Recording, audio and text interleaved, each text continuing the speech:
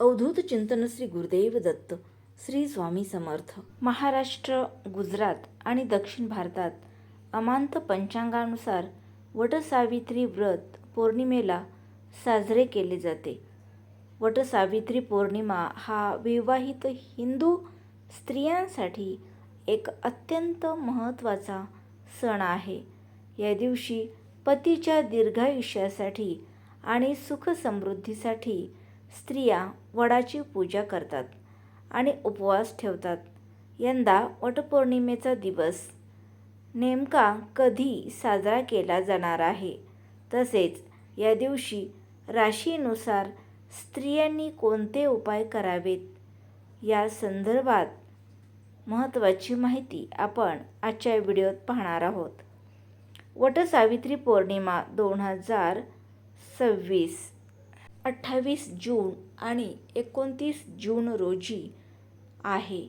तरी आपण 29 जून या दिवशी वटसावित्री पौर्णिमा आलेली आहे, तर या दिवशी आपण पूजा करायची आहे.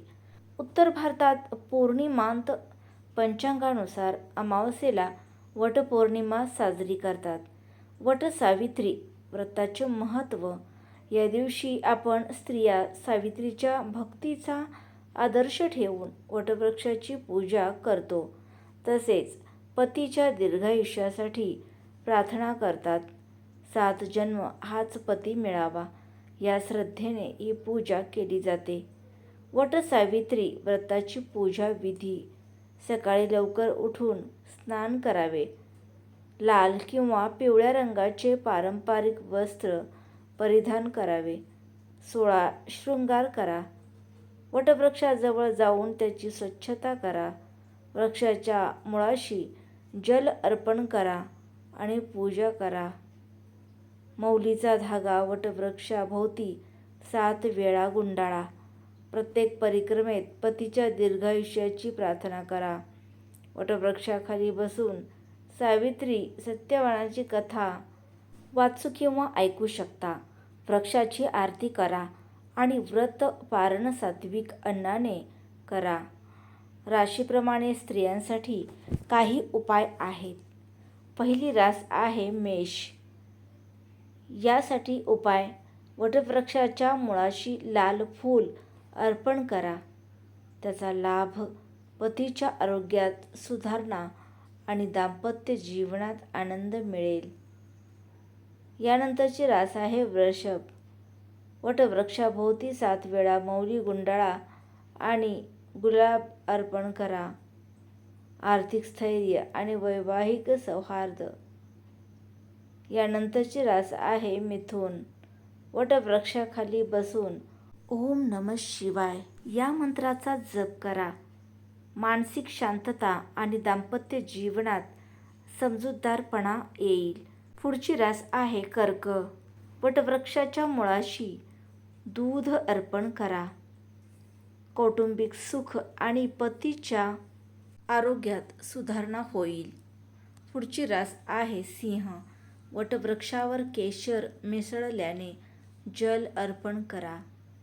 पतीच्या यशात वाढ आणि दाम्पत्य जीवनात उत्साह मिळेल. यानंतरची रास आहे कन्या. वटवृक्षाच्या मुळाशी हरित फूल अर्पण करा. दाम्पत्य जीवनात समजूतदारपणा आणि आर्थिक लाभ. पुढची रास आहे तूळ. वटवृक्षाभोवती गुलाबी फुलांची माळ अर्पण करा. दाम्पत्य जीवनात संतुलन आणि सौंदर्य मिळेल. पुढची रास आहे वृश्चिक. वटवृक्षावर लाल चंदन अर्पण करा. पतीच्या आरोग्यात सुधारणा आणि दाम्पत्य जीवनात स्थैर्य. नंतरची रास आहे धनु. वटवृक्षाच्या मुळाशी पिवळ्या रंगाची फुलं अर्पण करा. धार्मिक समर्पण आणि दाम्पत्य जीवनात आनंद मिळेल. पुढची रास आहे मकर. वटवृक्षावर तिळाचे तेल अर्पण करा. पतीच्या आरोग्यात सुधारणा आणि आर्थिक स्थैर्य मिळेल. पुढची रास आहे कुंभ.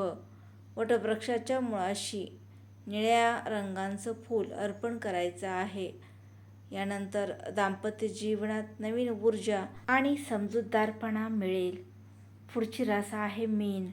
वटवृक्षावर पांढऱ्या रंगाची फुलं अर्पण करा. दाम्पत्य जीवनात सौम्यता आणि आध्यात्मिक समृद्धी येईल.